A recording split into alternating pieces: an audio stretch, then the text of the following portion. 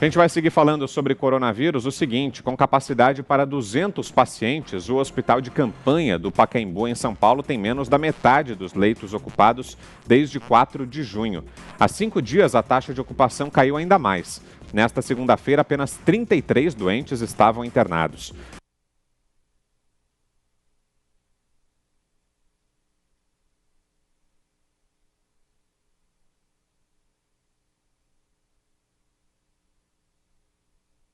Qualquer decisão que envolva o fechamento dos hospitais municipais de campanha do Pacaembu e do Anhembi, unidades fundamentais da estratégia que está garantindo atendimento aos paulistanos e já evitou a perda de pelo menos 30 mil vidas na cidade. O comportamento da pandemia na capital é monitorado diariamente pelo governo municipal e todas as medidas necessárias são tomadas com base em dados técnicos e indicadores das autoridades de saúde pública da cidade, em total sintonia com o Comitê Científico do Governo do Estado.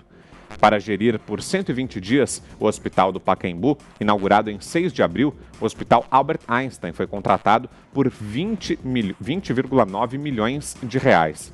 A diária de cada um dos 200 leitos ficou em R$ 870. Vamos falar sobre isso então? Começo com você de novo Augusto. E, independentemente do fechamento ou não do hospital, de qualquer maneira, essa baixa aí na ocupação dos leitos é um reflexo da melhora da situação do coronavírus aqui em São Paulo, né, Augusto?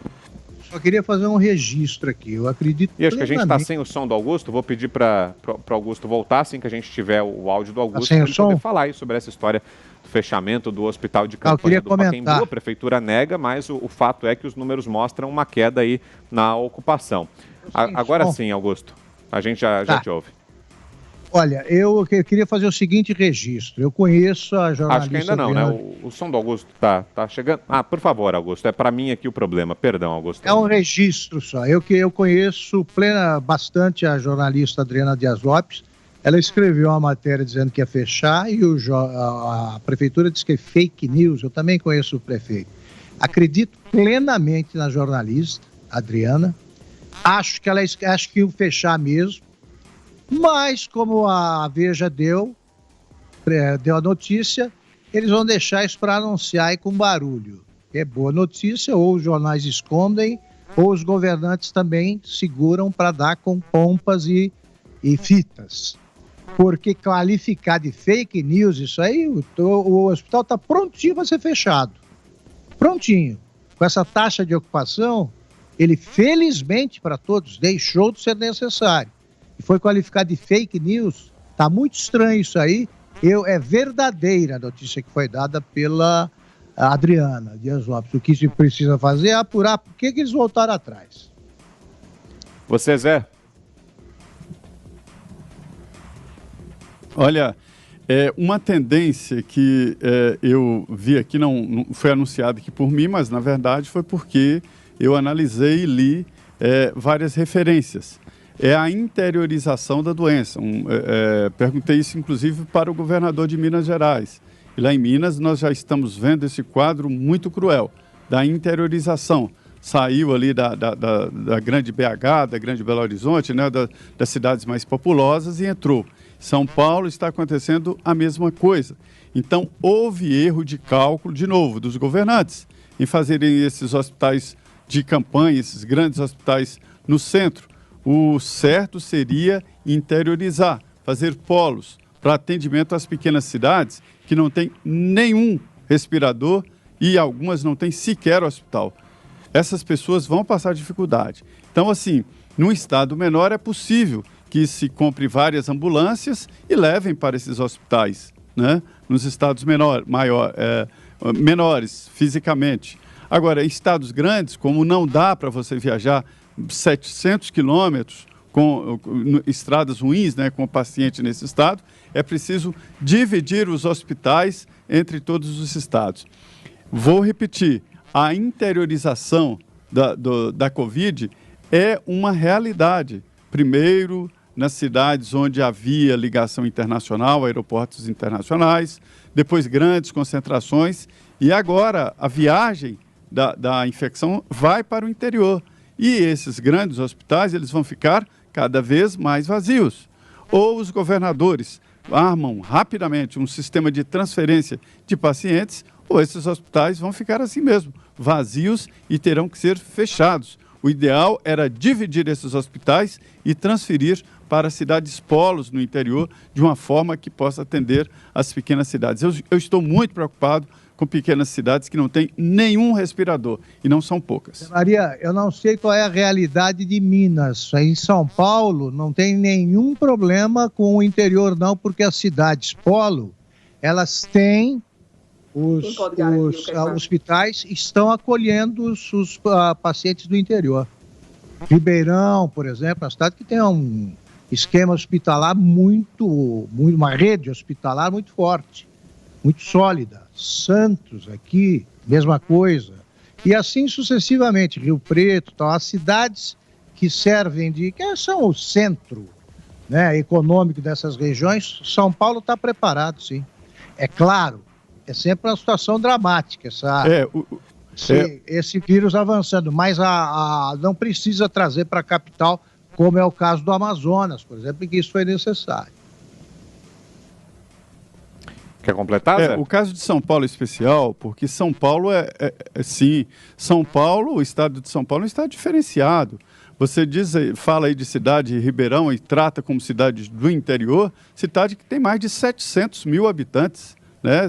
É uma cidade muito maior do que muitas capitais aí do Nordeste e do Norte do país. Para você ter uma ideia, Roraima tem 600 mil habitantes no estado inteiro, né? E Ribeirão Preto tem 700 mil habitantes, quer dizer, tem mais habitantes em Ribeirão Preto que todo o estado de Roraima. São José do Rio Preto é uma cidade polo em medicina, tem hospitais, faz transplantes, enfim, é diferenciado. Mas os estados mais pobres e maiores e que tem cidades ali, muitas cidades pequenas, a dificuldade é muito grande. Você tem razão, São Paulo é diferente. Você, Fiuza? Esse debate está muito mal parado, né, Vitor? Para começar, porque a gente não tem informação transparente sobre absolutamente nada, né? Nenhum de nós aqui saberá dizer, e nenhuma autoridade também sabe dizer, qual é o percurso da epidemia no Brasil nesse momento. Né? Tem gente que quer dizer que o pico ainda vai chegar, né? Tem vários que dizem que o pico já passou. O que eu acho esquisito é o seguinte, um dado como o índice de óbitos por síndrome respiratória aguda, que é a principal, né, causa das mortes por Covid. Ele só declinou em junho. Isso você sai um pouco aí desse estranho aparato de divulgação de informação que a gente tem visto e vai num gráfico né, oficial, você vai constatar isso. Então, eu não sei, a taxa de ocupação hospitalar também decai, né, até onde me chega, em todas as regiões. Amazonas, que foi um problema grande, também desativou o hospital de campanha. O prefeito de São Paulo parece muito ansioso, quase aflito, né, para desmentir uma situação de uma maneira... Né, será que não era verdade? Mas se não fosse verdade, por que ser tão categórico assim? Né? Fake news? Como assim? De fato, quer dizer, reflete, o hospital cumpriu sua função e aparentemente está prestes a deixar de cumprir. Agora, Vitor, o que eu queria assinalar, e que para mim denota... Alô? Oi, Fiuza, diga aí. Vitor?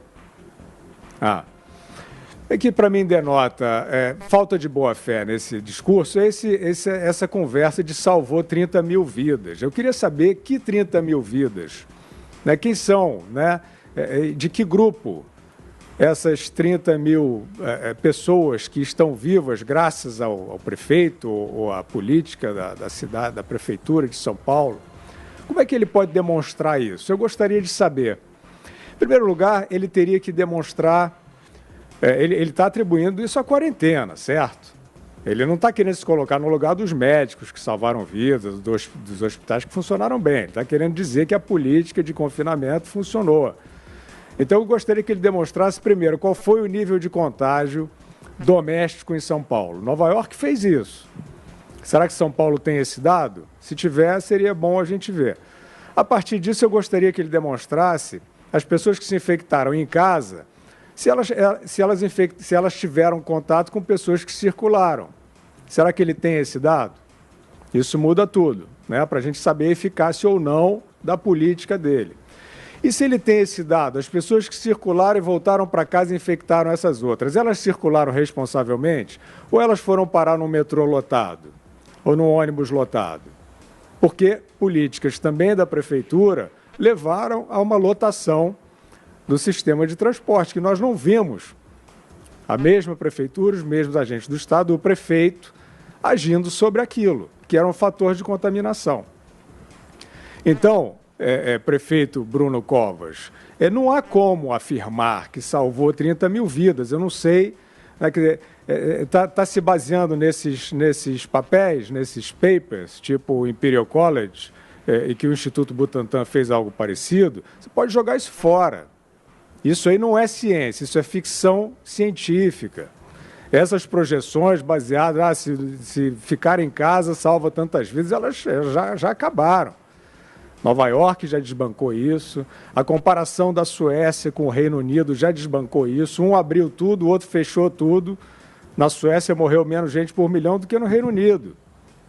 Então não tem essa ciência, e eu estou comentando isso porque eu quero dizer o seguinte: o mais importante para o prefeito de São Paulo, para qualquer gestor daqui para frente, não é trazer um estandarte de salvador de alguém, né? Vai ser difícil afirmar que salvou ou deixou de salvar. O mais importante é saber como fazer para a sociedade voltar a funcionar, né? Porque essa premissa de deixar a sociedade trancada dentro de casa, ela não funcionou. O contágio dentro de casa mostra, né? A circulação aglomerada também mostra. A política perfeita teria que cuidar de uma circulação perfeita, o que até hoje é tabu. Eu não ouvi nenhum governante no Brasil falar, fora o presidente da República, né, que fica tentando trazer, furar esse tabu. Eu não vi ninguém trazer, né, o Rafael Greca, alguns, eu não quero ser injusto, alguns trouxeram sim a questão da circulação responsável. Por que isso é tabu, por exemplo, em São Paulo até hoje? Eu não consigo entender.